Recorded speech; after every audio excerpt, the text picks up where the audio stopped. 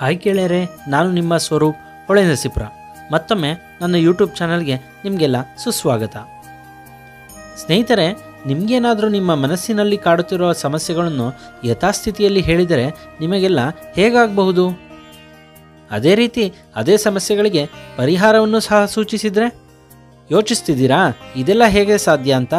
ಖಂಡಿತ ಸಾಧ್ಯ. ಅಂದಹಾಗೆ ಇಂದಿನ ವಿಡಿಯೋದಲ್ಲಿ ನಿಮಗೆಲ್ಲ ತೋರಿಸಲಿಕ್ಕೆ ಕರೆತಂದಿರೋದು ಅಂತಹದ್ದೊಂದು ಪವಾಡ ನಡೆಯುವ ಪುಣ್ಯಕ್ಷೇತ್ರವಾದ ಶ್ರೀ ವಿದ್ಯಾಚೌಡೇಶ್ವರಿ ಮಹಾಸಂಸ್ಥಾನ ಮಠಕ್ಕೆ. ಗೆಳೆಯರೇ, ದೇವಾಲಯದ ಬಗ್ಗೆ ಸಂಪೂರ್ಣ ಮಾಹಿತಿ ನಿಮಗೆ ತಿಳಿಬೇಕಾದರೆ ಈ ವಿಡಿಯೋವನ್ನು ಸ್ಕಿಪ್ ಮಾಡದೆ ಸಂಪೂರ್ಣವಾಗಿ ನೋಡಿ.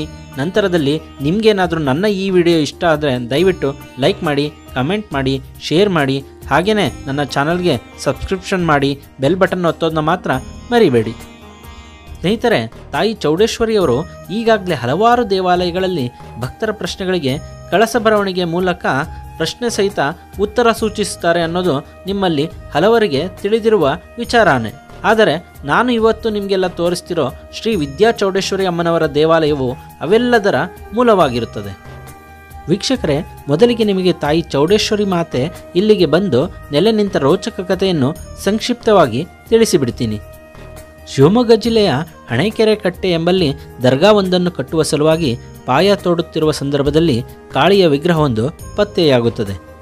ಈ ವಿಗ್ರಹದ ಬಗ್ಗೆ ಹೆಚ್ಚಿನ ಮಾಹಿತಿ ತಿಳಿಯಲು ಕೇರಳದ ತಂತ್ರಿಗಳನ್ನು ಕರೆಸಿ ಅಷ್ಟಮಂಗಲ ಪ್ರಶ್ನೆ ಮಾಡಿಸಲಾಗಿ ಕಾಳಿಯು ದೇವಪಟ್ಟಣದ ದೇವಿಯಾಗಿರುವುದರಿಂದ ಅಲ್ಲಿಗೆ ತಲುಪಿಸುವಂತೆ ಉತ್ತರ ಬರುತ್ತದೆ. ಬಹಳ ಸಮಯದ ಹುಡುಕಾಟದ ನಂತರ ಕುಣಿಗಲ್ ತಾಲೂಕಿನಲ್ಲಿರುವ ದೇವಪಟ್ಟಣಕ್ಕೆ ವಿಗ್ರಹವನ್ನು ತರಲಾಗಿ ತಾಯಿಯು ಉಗ್ರ ಸ್ವರೂಪಿಯಾಗಿರುವುದನ್ನು ನೋಡಿ ಗ್ರಾಮಸ್ಥರು ದೇವಿಯ ವಿಗ್ರಹವನ್ನು ಪಡೆಯಲು ನಿರಾಕರಿಸುತ್ತಾರೆ. ತದನಂತರ ಮತ್ತೆ ಅಷ್ಟಮಂಗಲದಲ್ಲಿ ಪ್ರಶ್ನೆ ಮಾಡಿಸಲಾಗಿ ಗ್ರಾಮದಲ್ಲಿ ಇರುವಂತಹ ಶನೇಶ್ವರ ಮಠಕ್ಕೆ ದೇವಿಯ ವಿಗ್ರಹವನ್ನು ತಲುಪಿಸುವಂತೆ ಉತ್ತರ ಬರುತ್ತದೆ. ಆ ಸಮಯದಲ್ಲಿ ಶ್ರೀ ಬಾಲಮಂಜುನಾಥ ಸ್ವಾಮಿಯವರು ಮಠವನ್ನು ಮುಂದುವರೆಸುತ್ತಿರುತ್ತಾರೆ. ಅವರೂ ಸಹ ದೇವಿಯ ವಿಗ್ರಹವನ್ನು ಪಡೆಯಲು ವಿಗ್ರಹವನ್ನು ಕೆರೆಯ ಒಂದು ತುದಿಯಲ್ಲಿ ತೆಪ್ಪದಲ್ಲಿ ಬಿಟ್ಟು ತಾನು ಮತ್ತೊಂದು ತುದಿಯಲ್ಲಿ ನಿಲ್ಲುತ್ತೇನೆ. ದೇವಿಯ ವಿಗ್ರಹ ಇರುವ ತೆಪ್ಪವು ನೇರ ನನ್ನ ಬಳಿ ಬಂದರೆ ದೇವಿಯ ವಿಗ್ರಹವನ್ನು ಪಡೆಯುತ್ತೇನೆಂಬ ಷರತ್ತಿನೊಂದಿಗೆ ಒಪ್ಪುತ್ತಾರೆ. ಪವಾಡ ಎಂಬಂತೆ ತಾಯಿಯ ವಿಗ್ರಹ ಇರುವ ತೆಪ್ಪವು ಅವರ ಹತ್ತಿರದಲ್ಲಿಯೇ ಬಂದು ನಿಲ್ಲುತ್ತದೆ. ನಂತರ ದೇವಿಯ ವಿಗ್ರಹವನ್ನು ಪಡೆದು ತಾಯಿಯು ಉಗ್ರ ರೂಪದಲ್ಲಿರುವುದನ್ನು ನೋಡಿ ತಾಯಿಗೆ ಶ್ರೀ ವಿದ್ಯಾಚೌಡೇಶ್ವರಿ ಎಂದು ಮರುನಾಮಕರಣ ಮಾಡಿ ಮಠಕ್ಕೆ ಕರೆತರುತ್ತಾರೆ. ಇದು ತಾಯಿಯು ಮಠಕ್ಕೆ ಬಂದು ನೆಲೆಸಿದ ರೋಚಕ ಕಥೆಯಾಗಿರುತ್ತದೆ.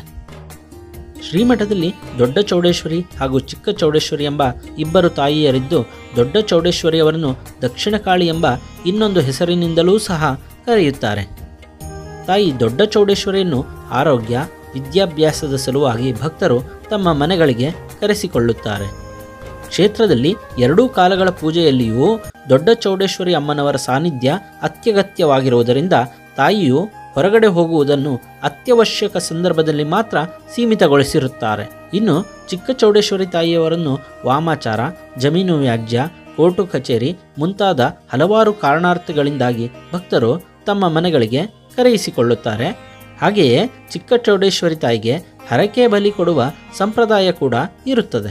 ಇನ್ನು ಅನಾದಿ ಕಾಲದಿಂದಲೂ ಮಠದಲ್ಲಿರುವ ಶ್ರೀ ಶನೇಶ್ವರನು ಕ್ಷೇತ್ರ ಪಾಲಕನಾಗಿ ದೊಡ್ಡ ಚೌಡೇಶ್ವರಿ ಹಾಗೂ ಚಿಕ್ಕ ಚೌಡೇಶ್ವರಿ ತಾಯಿಯು ಭಕ್ತಾದಿಗಳಿಗೆ ಸರಿಸಮಾನ ನ್ಯಾಯ ನೀಡುವಂತೆ ನೋಡಿಕೊಳ್ಳುತ್ತಾನೆ. ಹಾಗೆಯೇ ದೊಡ್ಡ ಚೌಡೇಶ್ವರಿ ತಾಯಿಯವರು ಶ್ರೀ ಕ್ಷೇತ್ರ ಪಂಡರಾಪುರಕ್ಕೆ ಅಲ್ಲಿನ ಪ್ರಧಾನ ಅರ್ಚಕರ ಕೋರಿಕೆಯ ಮೇರೆಗೆ ತೆರಳಿ ದೇವಾಲಯದ ಆಡಳಿತ ವರ್ಗದಲ್ಲಿ ಪುರೋಹಿತರ ನಡುವೆ ಇದ್ದ ಕಾನೂನು ವ್ಯಾಜ್ಯವನ್ನು ಬಗೆಹರಿಸಿದ್ದರಿಂದ ಕೃತಜ್ಞತಾಪೂರ್ವಕವಾಗಿ ಶ್ರೀ ಪಾಂಡುರಂಗ ರುಕ್ಮಿಣಿಯವರ ವಿಗ್ರಹವನ್ನು ಶ್ರೀ ಕ್ಷೇತ್ರಕ್ಕೆ ನೀಡಿರುತ್ತಾರೆ. ಭಕ್ತಾದಿಗಳಿಗೆ ಪಂಡರಾಪುರದ ರೀತಿಯಲ್ಲಿಯೇ ಇಲ್ಲಿಯೂ ಸಹ ಪಾದ ನಮಸ್ಕಾರಕ್ಕೆ ಅವಕಾಶವಿರುತ್ತೆಂಬುದು ಇಲ್ಲಿನ ಇನ್ನೊಂದು ವಿಶೇಷವಾಗಿರುತ್ತದೆ. ಇನ್ನು ಈ ಕ್ಷೇತ್ರದಲ್ಲಿ ಬಸವಣ್ಣನವರೂ ಸಹ ಭಕ್ತಾದಿಗಳಿಗೆ ತಮ್ಮ ಕೆಲಸ ಕಾರ್ಯಗಳಲ್ಲಿ ಜಯ ಅಪಜಯವನ್ನು ತನ್ನ ಬಲ ಹಾಗೂ ಎಡಗಾಲನ್ನು ಭಕ್ತಾದಿಗಳಿಗೆ ನೀಡುವ ಮೂಲಕ ಉತ್ತರಿಸುತ್ತಾರೆ. ಇಲ್ಲಿ ಶ್ರೀವಿದ್ಯಾ ಎಂಬ ಕರುವಿನ ಸಮಾಧಿಯೊಂದಿದ್ದು ಇದರ ಕತೆ ಕೂಡ ರೋಚಕಮಯವಾಗಿದೆ. ಶ್ರೀ ಕ್ಷೇತ್ರದಲ್ಲಿ ಗೋಶಾಲೆ ಮಾಡುವ ಉದ್ದೇಶದಿಂದ ಮೊದಲಿಗೆ ದಾನವಾಗಿ ಬಂದಂತಹ ಹಸುವಿನ ಮುದ್ದಾದ ಕರುವೇ ಶ್ರೀವಿದ್ಯಾ.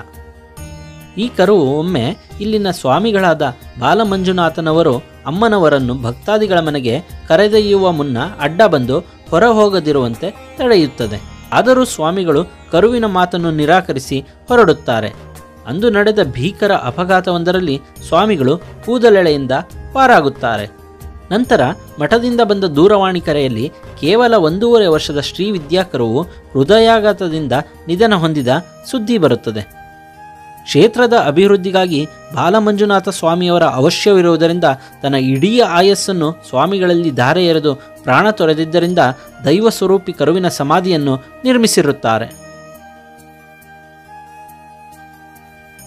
ಸ್ನೇಹಿತರೆ, ಈಗ ತಾಯಿಯವರು ಭಕ್ತರ ಸಮಸ್ಯೆ ಹಾಗೂ ಉತ್ತರಗಳನ್ನು ತನ್ನ ಕಳಶದಲ್ಲಿ ಬರೆಯುವುದನ್ನು, ನಂತರದಲ್ಲಿ ಶ್ರೀ ಬಾಲಮಂಜುನಾಥ ಸ್ವಾಮಿಗಳು ಭಕ್ತರಿಗೆ ಅದರ ಬಗ್ಗೆ ನೀಡುವ ವಿವರಣೆಯನ್ನು ತಾವು ನೋಡಬಹುದು.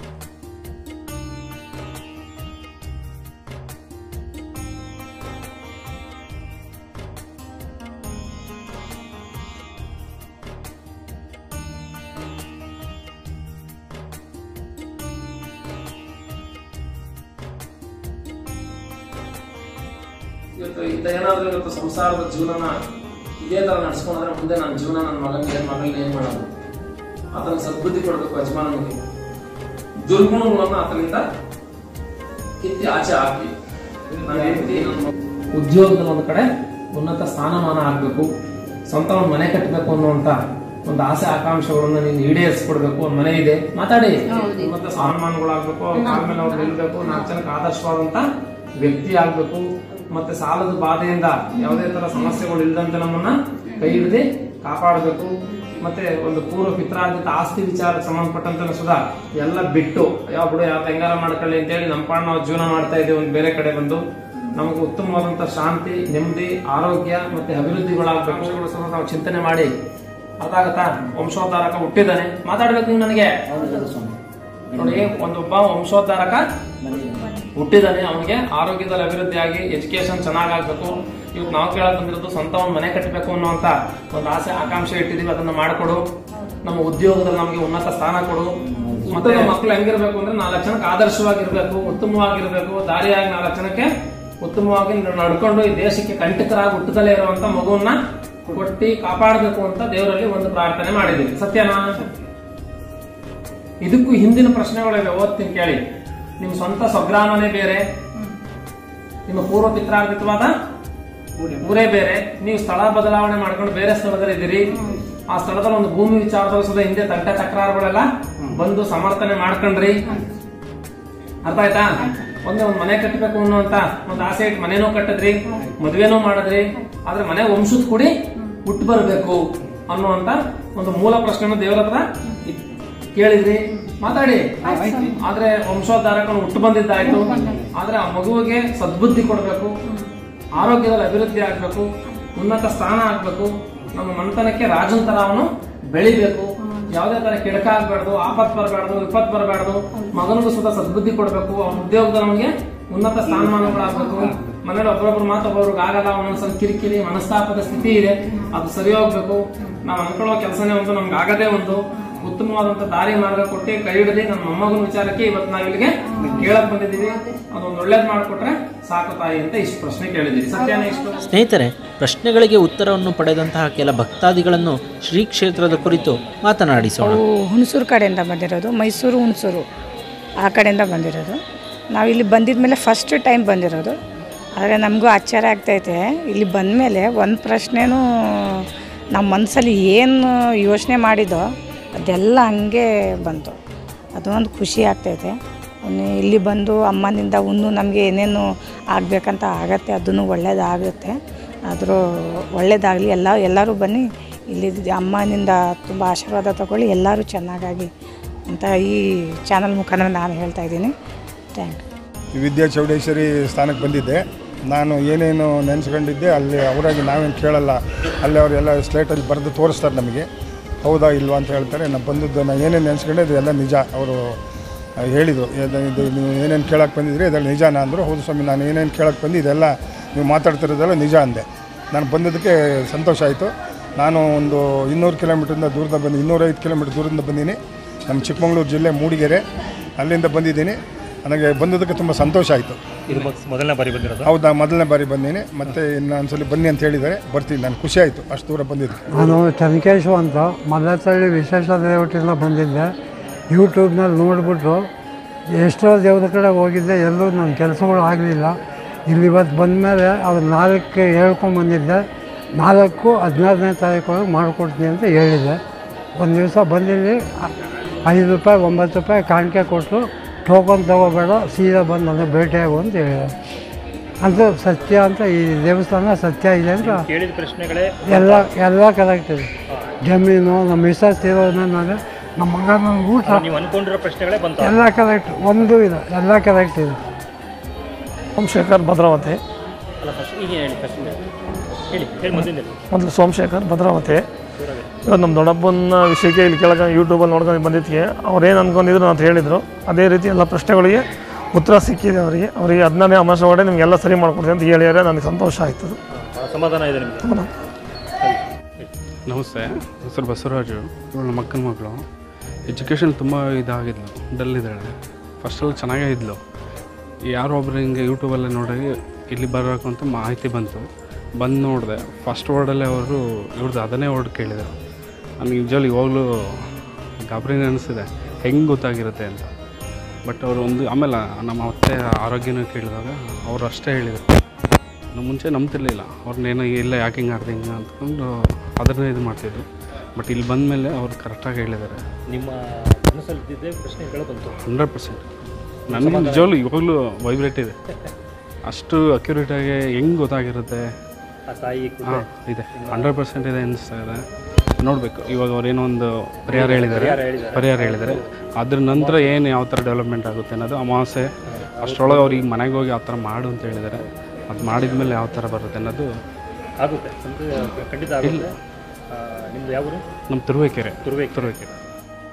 ಶ್ರೀ ಕ್ಷೇತ್ರದ ಕುರಿತಾಗಿ ಬಾಲಮಂಜುನಾಥ ಸ್ವಾಮಿಯವರು ತಮ್ಮ ಪೂರ್ವಾಶ್ರಮ ಶ್ರೀಮಠಕ್ಕೆ ದೀಕ್ಷೆ ಪಡೆಯಲು ಕಾರಣ, ನಂತರದಲ್ಲಿ ಮಠ ಬೆಳೆದು ಬಂದ ರೀತಿ, ತಮ್ಮ ಧ್ಯೇಯ, ಮಠದಲ್ಲಿ ನಡೆಯುವಂತಹ ಸೇವೆಗಳ ಬಗ್ಗೆ ಹಾಗೂ ಬರಲಿರುವ ಭಕ್ತಾದಿಗಳಿಗೆ ದೇವಾಲಯಕ್ಕೆ ಬರಲಿರುವ ಮಾರ್ಗಗಳ ಬಗ್ಗೆ ಮತ್ತು ಗೋಶಾಲೆಯ ಬಗ್ಗೆ ಮಾಹಿತಿಯನ್ನು ನೀಡುತ್ತಾರೆ. ಪ್ರತಿಯೊಬ್ಬ ಮಾನವನ ಜನ್ಮಕ್ಕೆ ಒಂದು ಕಾರಣ. ಈ ಒಂದು ಪುಣ್ಯಭೂಮಿ ಅಂದರೆ ಭಾರತ ದೇಶ. ಈ ದೇಶದಲ್ಲಿ ಅಬ್ದುಲ್ ಕಲಾಂ ಅವರೊಂದು ಮಾತು ಹೇಳ್ತಾರೆ, ಇಡೀ ಭಾರತ ರಾಷ್ಟ್ರದಲ್ಲಿ ಹುಟ್ಟದಂಥ ಒಬ್ಬ ವ್ಯಕ್ತಿ ಒಬ್ಬ ಅಣುಬಾಂಬಿದ್ದಂತೆ ಅಂತ ಹೇಳಿದ್ದಾರೆ. ಅಂದರೆ ಈ ಪುಣ್ಯ ಭೂಮಿಯೊಳಗೆ ಜನ್ಮವನ್ನು ತಾಳುವುದೇ 7 ಜನ್ಮದ ಒಂದು ಪುಣ್ಯ ಮತ್ತು ಸೌಭಾಗ್ಯ. ಪ್ರತಿಯೊಬ್ಬ ಮನುಷ್ಯನಿಗೆ ಆದಂಥ ಒಂದು ಶಕ್ತಿ ಮತ್ತು ಒಂದು ಭಕ್ತಿ ಹುಟ್ಟು ಗುಣದಿಂದನೇ, ಸಂಸ್ಕಾರದಿಂದನೇ ಬಂದಿರುತ್ತೆ. ಆದರೆ ನಾವುಗಳು ಹಿಂದಿನ ಜನ್ಮದ ಪ್ರಾರಬ್ಧ ಇದ್ದರೆ ಏನು ಬೇಕಾದ್ರೂ ಅನಾಹುತಗಳಾಗ್ತವೆ. ಆ ಹಿಂದಿನ ಜನ್ಮದಲ್ಲಿ ಯಾವುದಾದ್ರೂ ಸುಕೃತಾ ಫಲಗಳಿದ್ರೆ ಮನುಷ್ಯನ ಜನ್ಮಕ್ಕೆ ಒಂದು ಕಾರಣ ಇದ್ದಲೇ ಜನನ ಆಗ್ತದೆ. ಬೆಳವಣಿಗೆ ಕಾಲದಲ್ಲಿ ಪ್ರಕೃತಿಯೇ ಆತನನ್ನ ಸನ್ಮಾರ್ಗದ ಕಡೆಗೆ ಮತ್ತೆ ಧರ್ಮದ ದಾರಿಯಲ್ಲಿ ನಡೆಸ್ಕೊಳ್ಳುವಂಥ ಒಂದು ಶಕ್ತಿ ಏನಾದರೂ ಇದ್ದಿದ್ದಾದಂಥ ಒಂದು ದೇಶ ಇದೆ ಅಂದರೆ ಇದು ಭಾರತ ಭೂಮಿ, ಈ ಭಾರತ ದೇಶ. ನಾವೆಲ್ಲ ಸರ್ವೇ ಸಾಮಾನ್ಯವಾಗಿ ಬಡ ಕುಟುಂಬದಲ್ಲಿ ಹುಟ್ಟದಂತೆಯವರು. ಈ ಕಡೆ ಪೂರ್ವಾಶ್ರಮದ ಇತಿಹಾಸದಲ್ಲಿ ನಾವು ನಮ್ಮ ತಾಯಿಯ ತವರು ಮನೆ ಬೆಳೆದಂಥ ಒಂದು ಜೀವನದ ಚರಿತ್ರೆಗಳು ಬಹಳ ಭಗವಂತ ಕೊಟ್ಟಂಥ ದಿನಗಳನ್ನೆಲ್ಲ ಸುಖವಾಗಿ ನಾವು ಪ್ರೀತಿಯಿಂದ ಸ್ವೀಕಾರ ಮಾಡಿದ್ದೀವಿ. ಮತ್ತು ಕಾರಣಾಂತರವಾಗಿ ಶನೇಶ್ವರನ ಆರಾಧನೆ ಮಾಡ್ತೀವಿ. ಈಗ ಒಂದು KG ದೇವಪಟ್ಟಣದ ಮೂಲ ನಮಗೆ ಗೊತ್ತಿಲ್ಲದಲೇ ಈ ಜಾಗಕ್ಕೆ ನಮ್ಮನ್ನು ಕರೆಸ್ಕೊಬಂದು ಇಲ್ಲಿ ಮೂಲವನ್ನು ನಾವು ತಿಳಿಬೇಕು ಅನ್ನೋದು ಗೊತ್ತಿಲ್ಲ, ಇಚ್ಛೆನೂ ಇಲ್ಲ. ಅದು ಒಂದು ಶಕ್ತಿ ನಮ್ಮನ್ನು ಕರೆದು ಇವತ್ತು ಈ ಒಂದು ಕ್ಷೇತ್ರವನ್ನು ಬೆಳೆಸ್ಕೊಂಡಿದೆ. ಇಲ್ಲಿ ನಾವೊಬ್ಬ ಸಾಮಾನ್ಯ ಜನರಲ್ಲಿ ಒಬ್ಬ ಸಾಮಾನ್ಯನಾಗಿ ಬಂದು ಸ್ವಯಂ ದೀಕ್ಷೆಯನ್ನು ತಗೊಂತೀವಿ ನಾವು. ಈಗ ಬೇರೆ ಎಲ್ಲ ಕಡೆ ಪಾರಂಪರ ಮಠಗಳು ಇರುತ್ತದೆ, ಪರಂಪರೆಯಿಂದ ಮಠಗಳು ಬೆಳ್ಕೊ ಬಂದಿರ್ತವೆ. ಆದರೆ ವಿದ್ಯಾಚೌಡೇಶ್ವರಿ ಮಹಾಸಂಸ್ಥಾನ ಮಠ ಭಕ್ತರ ಇಚ್ಛೆಯಂತೆ ಆ ಕ್ಷೇತ್ರದ ಶಕ್ತಿಯ ಒಂದು ಒಳನಾಟದಲ್ಲಿ ಇಚ್ಛಾ ಕ್ರಿಯಾ ಜ್ಞಾನ ಅಂತ ಒಳಪಟ್ಟಿರುವಂಥ ಒಂದು ಕ್ಷೇತ್ರ ಇದು. ಒಂದು ಭಾವನೆಯನ್ನು ನಮಗೆ ಉಂಟು ಮಾಡ್ತದೆ. ನಾವು ಯಾಕೆ ಸ್ವಯಂ ಸನ್ಯಾಸಿಗಳಾಗಬಾರ್ದು ಅಂತ ಹೇಳಿ ದೀಪಾಂಬುದಿ ಕೆರೆಗೆ ಹೋಗಿ ಪೂರ್ವಾಶ್ರಮದ ಎಲ್ಲ ಜೀವನವನ್ನು ಇವತ್ತು ಅಂತ್ಯ ಮಾಡಿ ಮುಂದೆ ಬರುವಂಥ ಜೀವನವನ್ನು ಧರ್ಮದ ದಾರಿಗೆ ಜಗನ್ಮಾತೆಯ ಪಾದಾರವಿಂದದಲ್ಲಿ ದೇಹವನ್ನು ಮಾಡುವಂಥ ಕಾರ್ಯಗಳನ್ನು ಸಮರ್ಪಣೆ ಮಾಡಬೇಕಂತ ಹೇಳಿ ನಾವು ತಂದೆ ಶನೇಶ್ವರ, ತಾಯಿ ವಿದ್ಯಾಚೌಡೇಶ್ವರಿ ಅಮ್ಮನವರನ್ನು ಅಂತರಾಳದಲ್ಲಿ ಸ್ಮರಣೆ ಮಾಡಿ ನಾವು ದೀಕ್ಷೆಯನ್ನು ನಾವೇ ಸ್ವೀಕಾರ ಮಾಡ್ತೀವಿ ಆತ್ಮಸಾಕ್ಷಿಯಾಗಿ. ಆದಮೇಲೆ ಒಂದು ಕಾಡು, ಒಂದು ಕೆಂಬಾರೆ ಅಂತ ಕರೆಯೋ ಜಾಗ ಇದು ಮೊದಲು ವಾಡಿಕೆಯಲ್ಲಿ. ಆದರೆ ರೆಕಾರ್ಡ್ ಬಂದು KG ದೇವಪಟ್ಟಣ ಅಂತ ಮೂಲ ಇತಿಹಾಸ ಕ್ಷೇತ್ರ. ನಮಗೆ ಗೊತ್ತಿಲ್ಲದಲೇ ಇದನ್ನ ಕರ್ಕೊಬಂದು ನಮ್ಮ ಕೈಲಿ ಏನು ಮಾಡಿಸ್ಕೋಬೇಕು ಅನ್ನೋದೇನು ಇಲ್ಲ. ಅದು ಕ್ಷೇತ್ರ ಮಾಡಿಸ್ಕೊಂಡಿದೆ. ನಾವು ಇಲ್ಲಿ ಒಬ್ಬ ಕೆಲಸಗಾರರಾಗಿ ತಾಯಿಗೆ ಸೇವೆ ಮಾಡಿಕೊಂಡು ಇಲ್ಲಿವರೆಗೆ ಬಂದಿದ್ದೀವಿ. ಇವತ್ತಿನ ಮುಂದಿನ ಇಚ್ಛೆ ಪ್ರಕಾರ ನಾವು ಕೇಳೋದು ಏನಂದರೆ, ಭಾರತ ದೇಶ ಒಂದು ಪುಣ್ಯ ದೇಶ. ಆ ದೇಶದಲ್ಲಿ ಕನ್ನಡ ನಾಡಲ್ಲಿ ತಾಯಿ ಕಾವೇರಿ ಮಡಲಲ್ಲಿ ನಾವೆಲ್ಲಾದರೂ ಏನಾದರೂ ಬೆಳೆದಿದ್ದೀವಿ ಅಂದರೆ ಅದು ನಮ್ಮ ಸೌಭಾಗ್ಯ ಅಂತ ನಾವು ಭಾವಿಸ್ತೀವಿ. ಇಂಥ ಜನ್ಮವನ್ನು ಕೊಟ್ಟಂಥ ಈ ಭೂಮಿಗೆ, ಈ ತಾಯಿಗೆ, ಈ ನಾಡಿಗೆ, ಈ ಜಲಕ್ಕೆ ನಮ್ಮ ದೇಹ ಮಣ್ಣಲ್ಲಿ ಮಣ್ಣಾಗೋ ತನಕನೂ ನಮ್ಮ ಕೈಯಿಂದ ಏನು ಭಗವಂತನ ಇಚ್ಛೆಯಿಂದ ಮಾಡಿಸ್ಕೋಬೇಕಂತ ಇದೆ ಅಷ್ಟು ಕಾರ್ಯಗಳನ್ನು ಮಾಡಿ ಜಗನ್ಮಾತೆಯ ಪಾದಾರವಿಂದಕ್ಕೆ ಸಮರ್ಪಣೆ ಮಾಡಬೇಕನ್ನೋದೇ ನಮ್ಮ ಬೆಳಗ್ಗೆ ಒಂದು ಅಮ್ಮನವರೆಗೆ 7:30 ಮಹಾಪೂಜೆಗಳು ಪ್ರಾರಂಭ ಆಗ್ತದೆ. 10:00 ಮಂಗಳಾರತಿ ಆಗ್ತದೆ. ಅಮಾವಾಸ್ಯೆ ಪೌರ್ಣಮಿಲಿ ಬೆಳಗಿನ ಜಾವ 2 ಗಂಟೆಗೆ ದೇವಸ್ಥಾನ ಸನ್ನಿಧಾನ ಓಪನ್ ಆಗಿ ಮತ್ತೆ ಸುಪ್ರಭಾತ ಸೇವೆ ಆಗಿ ಅಮ್ಮನವ್ರಿಗೆ ಅಭಿಷೇಕ ಆಗಿ ಬಂದ ಜನರ ಭಕ್ತರಿಗೆ ಸಾಲಿಗ್ರಾಮ ಮತ್ತೆ ಅಮ್ಮನವ್ರಿಗೆ ಅದ್ದಂತ ಅರಿಶಿಣದ ಸ್ಥಾನದಿಂದ ಎಲ್ಲರಿಗೂ ಸ್ನಾನ ಆಗ್ತದೆ. ಮತ್ತೆ ಬೆಳಗ್ಗೆ ಉರುಳು ಸೇವೆ, ಧೂಪದ ಸೇವೆ ಅಂತ ಸೇವೆಗಳನ್ನು ಮಾಡುವಂತ ಭಕ್ತರೆಲ್ಲ ಮಾಡ್ತಾ ಇರ್ತಾರೆ. ಇದು ಈ ಕ್ಷೇತ್ರದ ವಾಡಿಕೆ. ಮೂಲ ದೇವಸ್ಥಾನ ಗುಡಿ ಇದೆಯಲ್ಲ, ಅಲ್ಲಿ ಮೇಲ್ಗಡೆ ಸುಭಾಷ್ ಚಂದ್ರ ಬೋಸು ಹಾಗೆ ಇವ್ರದ್ದಿದೆ ಸ್ವಾಮಿ ವಿವೇಕಾನಂದ ಅವ್ರದ್ದು. ಹೌದು ನೋಡಿ, ಇವತ್ತು ನಾವೊಂದು ಮಠವನ್ನ ಕಟ್ಟಿದೀವಿ ನಾವು ಅನ್ನೋದು ನಮ್ದು ವಿಪರ್ಯಾಸ. ಮಠವನ್ನ ಕಟ್ಟಿದೀವಿ ಅಂದ್ರೆ ಒಂದು ಮಠವನ್ನ ಕಟ್ಟಿದೀವಿ ಅಂದ್ರೆ ನಾವು ವಿಪರ್ಯಾಸದ ಮಾತು. ಮಠ ನಮಗೆ ಊಟವನ್ನ ಕೊಟ್ಟು ಜಾಗವನ್ನ ಕೊಟ್ಟದೆ ಅನ್ನೋದು ನಮ್ಮ ಅಂತರಾಳದ ಮಾತಿದೆ. ಮಠ ಕಟ್ಲಿಕ್ಕೆ ನಾವ್ಯಾರಲ್ಲ, ಮಠ ನಮ್ಮನ್ನ ಸನ್ಮಾರ್ಗದ ಕಡೆ ತಗೊಂಡು ಹೋಗ್ತಾ ಇದೆ ಅಂದಾಗ ಆ ಮಠದಲ್ಲಿ ಯಾರಿರ್ಬೇಕು? ಹಿಂದೆ ಧರ್ಮದ ಏಳಿಗೆಯನ್ನ ಬಯಸಿದಂತ ಸ್ವಾಮಿ ವಿವೇಕಾನಂದರು ಇರ್ಬೇಕು. ಪ್ರಜೆಗಳ ಯೋಗಕ್ಷೇಮಕ್ಕೆ ನಾಳೆ ದಿನ ಯಾವುದೇ ತರ ಬ್ರಿಟಿಷ್ನವರೇ ಆಗ್ಲಿ ಮತ್ತೆ ಯಾರೇ ಬಂದ್ರು ದೇಶವನ್ನ ಸುಭದ್ರತೆಯಿಂದ ಕಾಪಾಡಬೇಕು ಅನ್ನೋ ಚಿಂತಕರಾದಂತ ಸುಭಾಷ್ ಚಂದ್ರ ಬೋಸ್ ಅವರು ಇರ್ಬೇಕು ಹೊರತು ಮತ್ತೆ ರಾಣಿ ಚೆನ್ನಮ್ಮನವರು, ಝಾನ್ಸಿ ರಾಣಿ ಲಕ್ಷ್ಮೀಬಾಯಿ ಅವರು, ಬಾಬಾ ಸಾಹೇಬ್ ಅಂಬೇಡ್ಕರ್ ಅವರು, ಮತ್ತೆ ಬಾಲಗಂಗಾಧರನಾಥ ತಿಲಕ್ ಅವರು, ಸರ್ ಎಂ ವಿಶ್ವೇಶ್ವರಯ್ಯನವರು, ರಾಧಾಕೃಷ್ಣನ್ ಅವರು, ಸರ್ವಪಲ್ಲಿ ರಾಧಾಕೃಷ್ಣನ್ ಅವರು, ಇಂಥವರು ಆ ಮಠಗಳಲ್ಲಿ ಇದ್ರೆ ಬಂದಂತ ಭಕ್ತರಿಗೆ ಅದು ಮನಸ್ಸಿಗೆ ಆನಂದ ಕೊಡುವಂತ ಕ್ಷೇತ್ರಗಳಾಗ್ತದೆ ನೋಡಿ. ಯಾಕಂದ್ರೆ ಬಂದ ತಕ್ಷಣ ಕೇಳ್ತಾರೆ ಮಕ್ಕಳುಗಳು, ಯಾರಿವರು ಅಂತಾರೆ. ಅವಾಗ ತಂದೆ ತಾಯಿಗಳಾದವರು ನೋಡಿ, ಇವರು ಧರ್ಮಗುರು, ಇವರು ಕಾನೂನಿನ ಗುರು ಅಂತ ಮಕ್ಕಳಿಗೆ ಪಾಠವನ್ನು ಹೇಳ್ಕೊಟ್ರೆ ತಂದೆ ತಾಯಿಗಳು, ಅವಾಗ ಆ ಮಗು ಅವರಲ್ಲಿ ಒಂದು ತತ್ವವನ್ನು ಅಳವಡಿಸ್ಕೊಂಡಿದ್ದೆ ಆದ್ರೆ ಮತ್ತೆ ಭಾರತ ದೇಶ ವಿಶ್ವಗುರು ಆಗುತ್ತೆ ಅನ್ನುವಂತ ಒಂದು ಚಿಂತನೆಯನ್ನು ಮಾಡಿ ಭಕ್ತರ ಸಲಹೆಯನ್ನು ತೆಗೆದುಕೊಂಡು ಶ್ರೀಮಠದಲ್ಲಿ 2 ಫೋಟೋಗಳನ್ನು ನಾವು ಹಾಕಿದ್ದೀವಿ. ಪ್ರಥಮವಾಗಿ ದೇವಿ ನಮ್ಮನ್ನ ಸೇವೆಗೋಸ್ಕರ ಕರೆಸ್ಕೊಂಡಿದ್ದಾರೆ, ಸೇವೆ ಮಾಡ್ತಾ ಇದ್ದೀವಿ. ಬೆಂಗಳೂರಿನಿಂದ ಬರೋ ಭಕ್ತರು ಮಾಗಡಿ ಮಾರ್ಗವಾಗಿ ಹಂಗರಳ್ಳಿ ಎನ್ನುವಂತ ಒಂದು ಊರಿಗೆ ಬಂದ್ರೆ ಅಲ್ಲಿಂದ ವಾಕಬಲ್ ಡಿಸ್ಟೆನ್ಸ್ ಶ್ರೀಮಠ ವಿದ್ಯಾಚೌಡೇಶ್ವರಿ ಸಂಸ್ಥಾನ ಮಠ. ಈ ಕಡೆ ತುಮಕೂರಿಂದ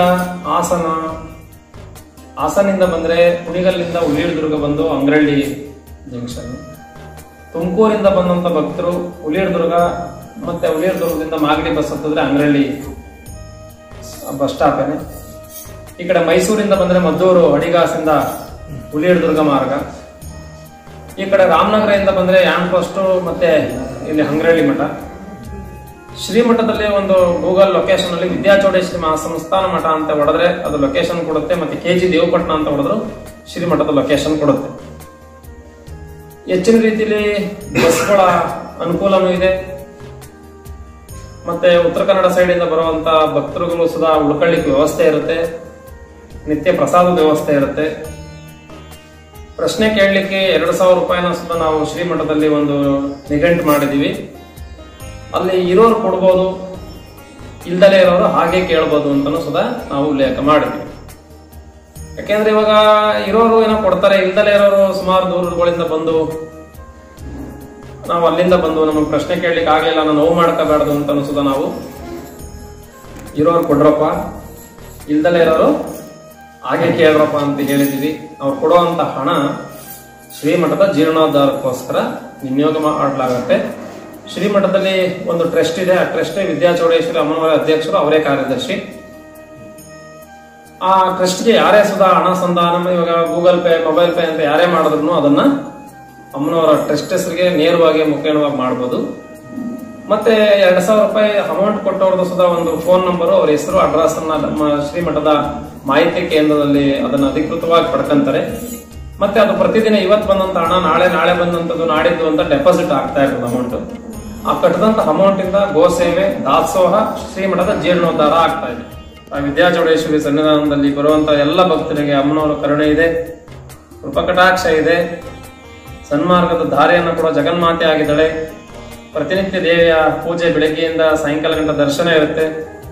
ಮತ್ತೆ 12ರಿಂದ 11 ಗಂಟೆಯಿಂದ ಪ್ರಶ್ನೆ ಪ್ರಾರಂಭ ಆಗ್ತದೆ. ನಿತ್ಯ ದಾಸೋಹ ಇರುತ್ತೆ. ಅಮಾವಾಸ್ಯ ಪೌರ್ಣಮಿಯಲ್ಲಿ ವಿಶೇಷವಾದ ಉತ್ಸವ ಸೇವೆಗಳಾಗ್ತದೆ. ಮತ್ತೆ ಜಾತಿ ತಾರತಮ್ಯ ಭಾವನೆ ಇಲ್ಲದೆ ಪ್ರಸಾದ ವ್ಯವಸ್ಥೆ ನಡೀತದೆ. ಗೋವುಗಳನ್ನ ಒಂದು ಸದ್ಯಕ್ಕೆ ಒಂದು ವಿದ್ಯಾ ಅಂತ ಇರ್ತಲ್ಲ, ಅವ್ರು ತೀರೋದ್ಮೇಲೆ ಒಂದು 55 ಹಸುಗಳು ಶ್ರೀಮಠದಲ್ಲಿ ದೇವರಿದ್ದಂಗಿವೆ. ಅವು ನೋಡ್ತೀವಿ, ಬಹಳ ಆನಂದ ಪಡ್ತೀವಿ, ಖುಷಿ ಪಡ್ತೀವಿ. ಇದೇ ತರ ಎಲ್ಲರ ಮನೆಯಲ್ಲಿ ಸುತ್ತ ಒಂದೊಂದು ಗೋವು ಹುಟ್ಲಿ, ಎಲ್ಲರ ಮನೆಯಲ್ಲೂ ಒಂದೊಂದು ಗೋವನ್ನು ಸಾಕ್ಲಿ ಅಂತ ಸದ್ಬುದ್ಧಿಯನ್ನು ಜಗನ್ಮಾತೆ ಕರುಣಿಸ್ಲಿ. ಶ್ರೀಮಠದೇ ಆದಂತ ಒಂದು ನಡೆದು ಬಂದ ದಾರಿ ಇದೆ. ಆ ದಾರಿಯಲ್ಲೆಲ್ಲ ಭಕ್ತರು ನಡೀತಾ ಇದ್ದಾರೆ. ಮುಂದೆನೂ ಸುಧಾ ಅವ್ರಿಗೆ ಅನುಗ್ರಹನ ಅಮ್ಮನವರು ಪದೇ ಪದೇ ಉತ್ತರೋತ್ತರವಾಗಿ ಮಾಡಲಿ ಅಂತ ನಾವು ಹೇಳಿ, ಆ ಜಗನ್ಮಾತೆ ಆಶೀರ್ವಾದ ನಮಗೂ ಮತ್ತೆ ಎಲ್ಲ ಭಕ್ತರಿಗೂ ಇರಲಿ ಅಂತ 2 ಮಾತಿಗೆ ಸಮಾಪ್ತಿ ಮಾಡುತ್ತೆ. ಕ್ಷೇತ್ರದ ಕುರಿತಾಗಿ ಮಾಹಿತಿಯನ್ನು ನೀಡಿದಂತಹ ಶ್ರೀ ಬಾಲಮಂಜುನಾಥ ಸ್ವಾಮಿಯವರಿಗೆ ಹೃದಯಪೂರ್ವಕ ವಂದನೆಗಳು. ವೀಕ್ಷಕರೇ, ವಿಡಿಯೋದ ಕೊನೆ ಹಂತಕ್ಕೆ ಬಂದಿದ್ದೇನೆ. ಇಲ್ಲಿ ತಾಯಿಯವರು ಸ್ವತಃ ನನಗೆ ನನ್ನ ಮನಸ್ಸಿನಲ್ಲಿರುವ ಹಲವಾರು ಗೊಂದಲಗಳನ್ನು ತಿಳಿಸುವ ಮೂಲಕ ನಾನೇ ಒಂದು ಕ್ಷಣ ದಿಗ್ಭ್ರಮೆಯಾಗುವಂತೆ ಮಾಡಿರುತ್ತಾರೆ. ಹಾಗೆ ಅದಕ್ಕೆ ಪೂರಕವಾಗಿ ಪರಿಹಾರವನ್ನು ಸಹ ಸೂಚಿಸಿರುತ್ತಾರೆ. ಸರಿ ಸ್ನೇಹಿತರೆ, ಈ ವಿಡಿಯೋದ ಮೂಲಕ ಕ್ಷೇತ್ರದ ಬಗ್ಗೆ ಸಾಧ್ಯವಾದಷ್ಟು ಮಾಹಿತಿಯನ್ನು ಸಂಕ್ಷಿಪ್ತವಾಗಿ ನಿಮಗೆಲ್ಲ ನೀಡುವ ಪ್ರಯತ್ನವನ್ನು ಮಾಡಿರುತ್ತೇನೆ. ನಿಮಗೇನಾದರೂ ನನ್ನ ಈ ಒಂದು ಪ್ರಯತ್ನ ಇಷ್ಟ ಆದರೆ ದಯವಿಟ್ಟು ಈ ವಿಡಿಯೋಗೆ ಲೈಕ್ ಮಾಡಿ, ಕಮೆಂಟ್ ಮಾಡಿ, ಹೆಚ್ಚೆಚ್ಚು ಶೇರ್ ಮಾಡುವ ಮೂಲಕ ಶ್ರೀ ಕ್ಷೇತ್ರಕ್ಕೆ ಹೆಚ್ಚಿನ ಭಕ್ತರು ಬಂದು ತಮ್ಮ ಸಮಸ್ಯೆಗಳನ್ನು ತಾಯಿಯವರಲ್ಲಿ ಕೇಳಿ ತಮ್ಮ ಸಮಸ್ಯೆಗಳನ್ನು ಬಗೆಹರಿಸಿಕೊಳ್ಳಲಿ. ಹಾಗೆಯೇ ನನ್ನ ಚಾನಲ್ಗೆ ಸಬ್ಸ್ಕ್ರೈಬ್ ಮಾಡಿ, ಬೆಲ್ ಬಟನ್ ಒತ್ತುವ ಮೂಲಕ ನನ್ನ ಈ ಒಂದು ಪ್ರಯತ್ನಕ್ಕೆ ಪ್ರೋತ್ಸಾಹಿಸಿ. ಮತ್ತೆ ಮುಂದಿನ ವಿಡಿಯೋದಲ್ಲಿ ಹೊಸ ಸ್ಥಳ, ಹೊಸ ಮಾಹಿತಿಯೊಂದಿಗೆ ಖಂಡಿತವಾಗ್ಲೂ ವಾಪಸ್ ಬರ್ತೀನಿ. ಅಲ್ಲಿಯವರೆಗೂ ನಿಮಗೆಲ್ಲ ನಮಸ್ಕಾರಗಳು. ಜೈ ಹಿಂದ್, ಜೈ ಕರ್ನಾಟಕ ಮಾತೆ.